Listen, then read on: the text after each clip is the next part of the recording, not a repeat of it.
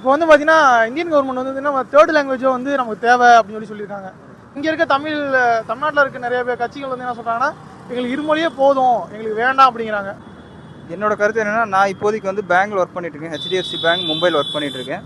அப்புறம் எது அவசியம் தெரிஞ்சுக்கிட்டு பேய் மாதிரி படித்தேன். அன்னைக்கு என்ன அடக்கணும்னு நினச்சோம்னா இன்னைக்கு ஐயா சாமி கும்பிட்றான்.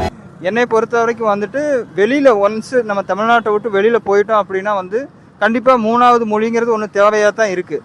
ஏன்னா விரும்பி கற்றுக்குறாங்களோ அதை வந்து ஊக்குவிக்கணும். சொல்கிறாங்கன்னா பெரிய பெரிய CBSE அந்த மாதிரி ஸ்கூலில் மட்டும்தான் வந்து தேர்ட் லாங்குவேஜ் இருக்குது. தேர்ட் லாங்குவேஜ்னால் அது இனி இருக்கும், ஒரு 5 சப்ஜெக்ட் கூட படிக்கலாம். ஆனால் கவர்மெண்ட் ஸ்கூலில் வந்து 2 லாங்குவேஜ் தான் இருக்குது. ஆனால் இது வந்து மத்திய அரசு கொண்டு வரணும் அப்படின்னு சொல்கிறாங்க. ஆனால் இங்கே இருக்க கட்சிகள் வந்து அதை எதிர்க்கிறாங்க. இதை எப்படி பார்க்குறீங்க? இல்லை, அதை தான் நான் முன்னாடியே உங்களுக்கு சொல்லிட்டேன். அதை திணிக்கணும்னு அவசியம் கிடையாது. யார் விரும்பி கற்றுக்கணும்னு நினைக்கிறாங்களோ அரசாங்க பள்ளிக்கூடத்தில், நான் அரசாங்க பள்ளிக்கூடத்தில் தான் படித்தேன் 12வது வரைக்குமே கூட. இப்போ வந்து எனக்கு வந்து ஹிந்தி வந்து ரொம்ப ஒரு இதாக தான் இருக்குது, ஒரு தடையாக தான் இருக்குது கம்யூனிகேஷனில்.